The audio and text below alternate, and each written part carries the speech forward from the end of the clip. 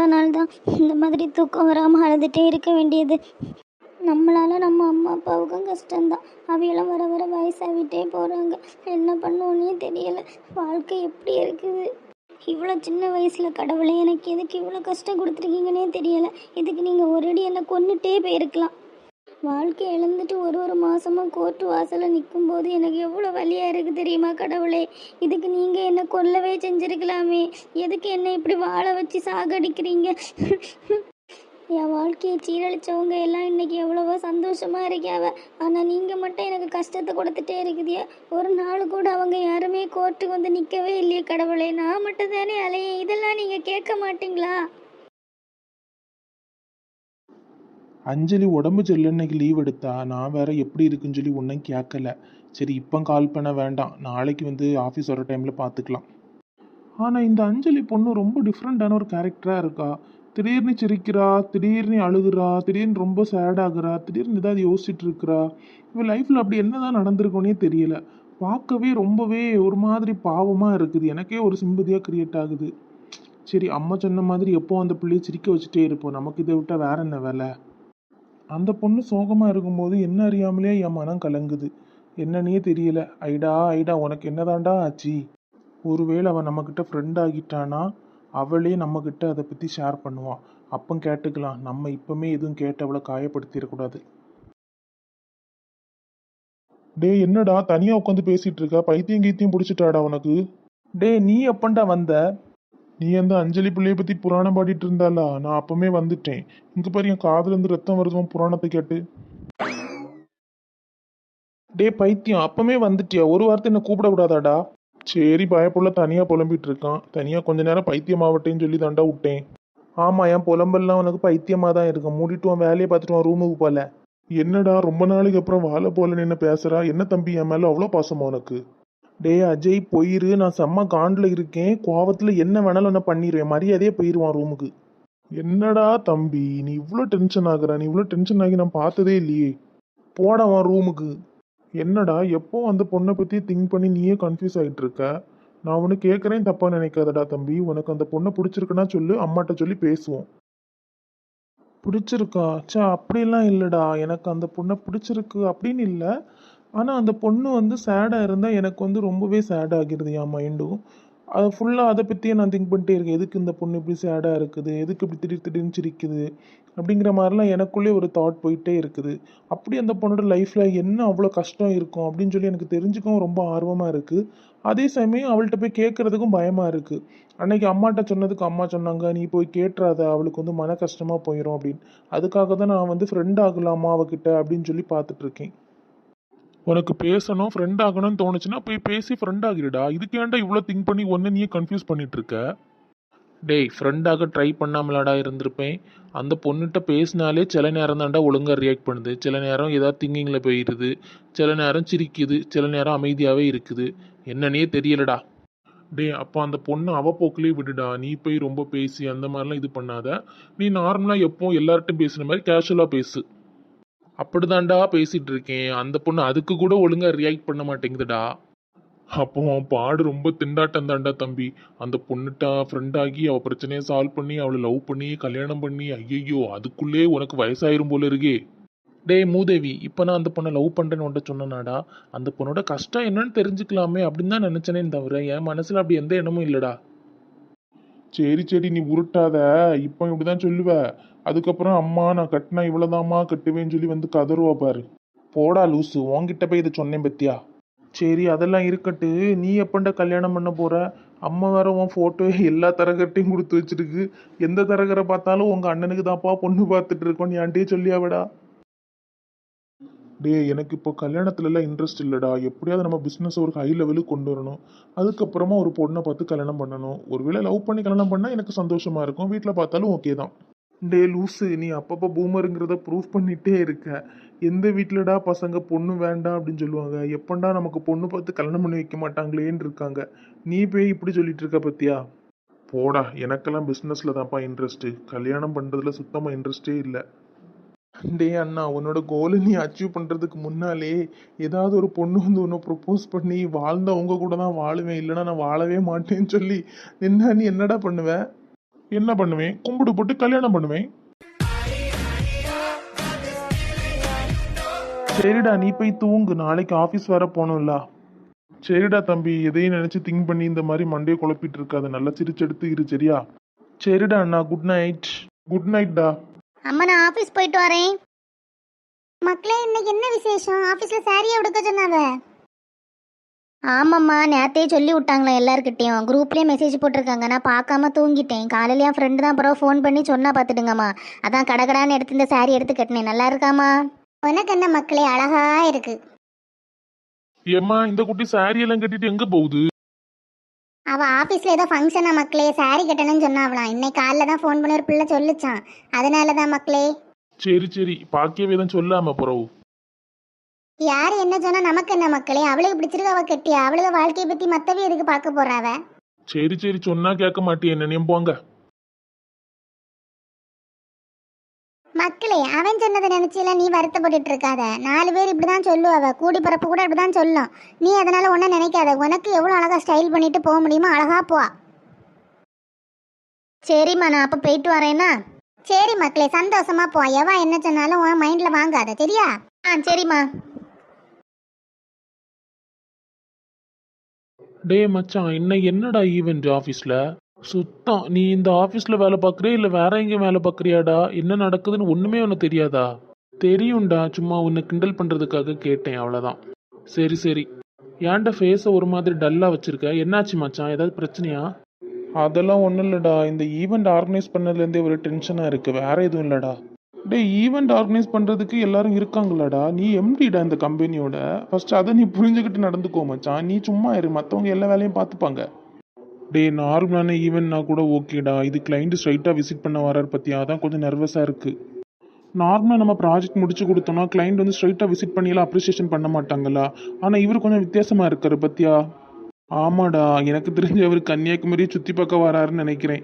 அதனால தான் இங்கே வந்து அப்ரிசியேஷன் பண்ணிட்டு அப்படியே கன்னியாகுமரியை சுற்றி பார்த்துட்டு போகலான்னு நினைக்கிறாரு போல. ஓஹோ, அவர் கண்ணாடி பாலத்தில் நடந்து பார்க்கணும்னு நினைக்கிறாரு மச்சான். நம்ம எதுக்கு அவர் ஆசையை தடுப்பானே? இப்போவாது கொஞ்சம் சரிடா. உங்க அண்ணனை பாரு, அவர் எவ்வளோ ஜாலியாக நிற்கிறாருங்க. அவங்கிட்ட போய் பேசி பாரு, பயத்தில் ஏதோ உளருவான் பாரு. டே, நமக்கு பிடிச்ச பிள்ளைங்கள்ட்ட போய் ப்ரப்போஸ் பண்ணுறது கூட ஈஸிடா. ஆனால் இந்த கிளைண்ட்டை ஹேண்டில் பண்ணுறதெல்லாம் இருக்குது எப்பா. எப்பா, இந்த சாரி கட்டிட்டு பஸ்ஸில் வரக்கூடிய கஷ்டம் இருக்கே. ரைட்டு, நீ நடத்துடா மச்சான்.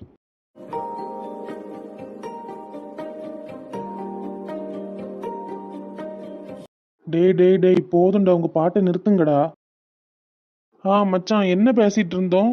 கிளைண்ட் கூட கண்ணாடி பால பார்க்க போலாமான்னு சொல்லி பேசிட்டு இருந்தோம்டா. என்னடா லூசு மாதிரி உளறிட்டு இருக்க? நீ ஏன்டா சொல்ல மாட்ட?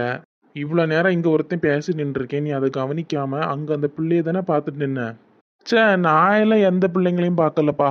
அங்கே எல்லா பிள்ளைங்களும் வந்துட்டு நின்னாங்க, அதான் கரெக்டான வழியில் வந்துடுறாங்களான்னு சொல்லி பார்த்தேன்டா, வேற ஒன்றும் இல்லை. ஆமாம், ஏன்னா அவைய புதுசு பற்றியா, கீழே இருந்து இங்கே மேலே ஏறி வர தெரியாது. டே, நீ அங்கே வேற வேலை இருந்தால் போய் பாருடா, போடா. நீ நல்லா நடத்து, நான் போகிறேன்ப்பா. எதுக்கு நம்ம கண்ணை திரும்ப திரும்ப அஞ்சலியே பார்க்கணும்னு தோணுது? நார்மலாக அஞ்சலி அழுதாதான் எனக்கு ஒரு சிம்பதி கிரியேட் ஆகும். ஆனால் இன்னைக்கு அவளை சாரியில் பார்க்கும்போது எனக்கு திரும்ப திரும்ப அவளை பார்க்கணும் போல தோணிட்டே இருக்கு. இது வரைக்கும் எத்தனையோ பொண்ணுங்க சாரீ கட்டி நான் பார்த்துருக்குறேன். காலேஜ் டைம்லலாம் பிள்ளைங்க ஈவெண்ட் நேரம் கட்டிட்டு வருவாங்க. அதே மாதிரி ஒர்க் பண்ணுற இடத்துலையும் கட்டியிருக்காங்க. ஏன் இங்கே ஆஃபீஸ் ஃபங்க்ஷனில் கூட நிறைய பேர் கட்டியிருக்காங்க. ஆனால் அஞ்சலியை பார்த்தது மட்டுமே எனக்கு டிஃப்ரெண்ட்டாக ஒரு ஃபீல் வருது. ஒருவேளை இதுதான் லவ்வாக இருக்குமோ? சேச்சா, அப்படிலாம் இருக்காது. நம்ம அஞ்சலியோட ப்ராப்ளம் என்னன்னு சொல்லி ஃபுல்லாக திங்க் பண்ணிட்டு இருந்தோம்ல, அதனால கூட இந்த ஃபீல் வந்திருக்கலாம். இதெல்லாம் லவ் எல்லாம் இல்லை, இதெல்லாம் நார்மல் தான். ஆனால் இது லவ் இல்லைன்னா என் கண்ணு என்ன அறியாமலே ஏன் அஞ்சலி பக்கம் திரும்புது? ஓ மை காட், ஃப்ரீயாக விட ஐடன். நீ ஆல்ரெடி இருந்த டென்ஷனில் இதையும் போட்டு உன்னை குழப்பிக்காத. Good morning Aidan. Good morning Anjali. மற்றவங்க எல்லாம் இன்னும் மேலே வரலையா? இல்லை ஐடன், எல்லாரும் வந்துட்டு இருக்காங்க. ஸோ கீழே இன்னும் கொஞ்சம் பேர் வரதுனால வெயிட் பண்ணிட்டு இருக்காங்க. ஓகே அஞ்சலி, நீ உன்னோட கேபினில் போய் உட்காரு. ஓகே ஐடன். கிளைண்ட் எத்தனை மணிக்கு இங்கே வந்து சேருவாங்க? கரெக்டாக 10:30க்கு இங்கே ரீச் ஆவேன்னு சொன்னாங்க. கிறிஸ்ட சொல்லி கால் பண்ணி கேட்க சொல்லணும். Okay Aidan, okay. என்னாச்சு, உனக்கு கொஞ்சம் சேடாக இருந்த மாதிரி இருக்குது. ஏதாச்சும் ப்ராப்ளமா? இல்லை, இது கிளைண்ட் வரனால கொஞ்சம் நர்வஸாக இருக்குது, வேற எதுவும் இல்லை. Okay Aidan, take care. நீ என்ன ட்ரெடிஷ்னலில் வர சொன்னால் பார்ட்டி வியரில் வந்திருக்க? யார், நானா? ஆமாம், உங்கள் 2 பேரில் நீ தானே பார்ட்டி வியரில் வந்திருக்க, அதான் கேட்குறேன். அது பஸ்ஸில் ஏறி வர்றது ரொம்ப கஷ்டம் ஐடன். அதனால தான் இந்த மாதிரி ட்ரெஸ் போட்டு வந்துட்டேன். இதுனா ஈஸியாக இருக்குமா? சரி சரி, நான் சும்மா தான் கேட்டேன். 2 பேரும் உங்கள் கேபின் போய் உட்காருங்க. Okay Aden. ஃபீவர் எப்படி இருக்கு அஞ்சலி? இப்போ ஹெல்த் ஓகேவா? ஆமாம் ஏடன், இப்போ ஓகே தான். ஓகே அஞ்சலி, உடம்பு எதுவும் முடியலன்னா சொல்லு, லீவ் எடுக்கிறதா இருந்தால் கூட லீவ் எடுத்துக்கோ, ஓகேவா? அதெல்லாம் வேண்டாம் ஏடன், இப்போ நான் ஓகே தான். Okay okay. இந்த பொண்ணை புரிஞ்சிக்கவே முடியல. ஃபீவர் எப்படி இருக்குன்னு தானே கேட்டேன். அதுக்கு எதுக்கு மூஞ்ச சோகமாக வைக்கணும்னு தான் எனக்கு தெரியல. ஆனால் அவளோட ஃபேஸ் ரியாக்ஷன் பார்த்தா பொய் சொல்கிறான்னு தெரியுது. ஒருவேளை வேறு எதுவும் ப்ராப்ளமாக இருக்கும், அதனால லீவ் எடுத்திருப்பாளா இருக்கலாம். ஓ மை காட், இந்த பொண்ணு வந்த அண்ணில் இருந்தே எனக்கு நிம்மதியே இல்லை. ஃபுல்லாக அவளை பற்றி தான் நான் திங்க் பண்ணிட்டு இருக்கேன். என்னடா ஆச்சு ஐடன் உனக்கு? டேய் லூஸு, நானே எவ்வளோ டென்ஷனாக இருக்கேன். நீ இங்கே வந்து ஏதோ தனியாக புலம்பிட்டு இருக்க. வாடாங்க. ஒன்றும் இல்லை ப்ரோ, கொஞ்சம் நர்வஸாக இருக்குது, அதான் தனியாக பேசிட்டு நிற்கிறேன், வேறு எதுவும் இல்லை. எனக்கு தெரியாதா நீ யாரை பற்றி தனியாக பேசிட்டு நிற்பான்னு சொல்லி? சரி வா, என்ன செய்ய கூன. டே அண்ணா, அப்புறம் சூர்யாவும் ராகுலும் வருவேன்னு சொல்லிட்டு இருந்தாங்கடா, அவங்களாம் வந்துட்டாங்களா? பக்கத்தில் வந்துட்டாங்களாண்டா, இப்போ வந்துடுவாங்க. சரி ஓகே ப்ரோ, ஓகே. சூர்யா ராகுல் மச்சான் 2 பேரும் எப்படிடா இருக்கீங்க? எங்களுக்கு என்னடா, நாங்கள் சூப்பராக இருக்கோம். நாங்கள் சூப்பராக தான்டா இருக்கோம். நீ தான் சரியில்லைன்னு சொல்லி ப்ரோ சொன்னாரு. சொல்லிட்டாரா? ஆமாடா, எல்லாம் சொன்னாரு. ஏதோ பிள்ளைய பற்றி ஃபுல்லாக புலம்பிட்டு இருக்குதியா. யாருடா அந்த பொண்ணு? மவனே, காலேஜ் படிக்கும்போது ஸ்கூல் படிக்கும் போதெல்லாம் எந்த பிள்ளையிலையும் பார்க்க மாட்டான், எந்த பிள்ளையிலையும் சைட் அடிக்க மாட்டான். இப்போ பார்த்தியாடா பையன் பார்த்துருக்க வேலையை. டே நான் எல்லாம் ஒரு வேலையும் பார்க்கலடா, விட்டா நீங்களே ஏதோ ஒரு கதையை கட்டி விட்டுருவீங்க போல இருக்கே. சரி அப்போ சொல்லு மச்சான், என்ன ஆச்சு? அந்த பிள்ளைய லவ் பண்ணுறியா என்ன? லவ் அப்படிலாம் இல்லைடா, ஆனால் ஃபஸ்ட்டு நாளே அந்த பொண்ணை பார்க்கும்போது ஏதோ ஒரு பிரச்சனையில் அந்த பொண்ணு இருக்குது அப்படின்னு சொல்லி அந்த பொண்ணோட கண்ணை பார்த்ததுமே தெரிஞ்சுக்கிட்டேன். அந்த பொண்ணை புரிஞ்சிக்கவே முடியலடா. சில நேரம் நல்லா சிரித்து பேசுது, சில நேரம் டக்குன்னு ஏதாவது ஒரு திங்கிங் போயிடுது, சில நேரம் டல்லாக இருக்குது. என்னன்னே தெரியலடா. வீட்டில் ஏதோ ப்ராப்ளமாக இருக்கலாமா இருக்கும். டேய், ஒரு பிள்ளையிலேயே பார்க்காத நீ அந்த பொண்ணோட கண்ணை பார்த்து ஃபஸ்ட் நாளிலே தெரிஞ்சுக்கிட்டியா மவனே? ஆமாம் மச்சான், ஃபஸ்ட்டு நாளே அந்த பொண்ணோட கண்ணை பார்க்கும்போது அவளோட கண்ணில் ஏதோ ஒரு வலி தெரிஞ்சிட்டே இருந்து, அடிக்கடி அந்த பொண்ணு சோகமாக இருக்கும்போது என்ன அறியாமலே என் மனசு பாரம் ஆயிருதுடா. அப்போ இது கன்ஃபார்ம் காதல் தான்டா மச்சான், நீ விழுந்துட்ட. டே நான் சீரியஸாக தான் பேசுகிறேன், காமெடி எதுவும் பண்ணலை. நீங்கள் என்ன ஓவராக ஓட்டாதுங்க. இது வரைக்கும் உனக்கு எந்த பொண்ணுங்ககிட்டையும் இந்த மாதிரி ஃபீல் வந்ததில்லை. ஃபஸ்ட்டாக உனக்கு வந்திருக்குன்னு சொன்னால் கண்டிப்பாக இது காதலாக கூட இருக்க வாய்ப்பு இருக்குது மச்சான். மேபி இன்ஃபெக்ஷனாக கூட இருக்கலாம். ஆனால் நீ ஒன்றும் கன்ஃபியூஸ் பண்ணிக்காத. ஃபஸ்ட்டு அந்த பொண்ணோட ப்ராப்ளம் என்னன்னு நீ தெரிஞ்சுக்கிட்டு அதை உன்னால் சால்வ் பண்ண முடியுமா நீ ட்ரை பண்ணிப்பாரு.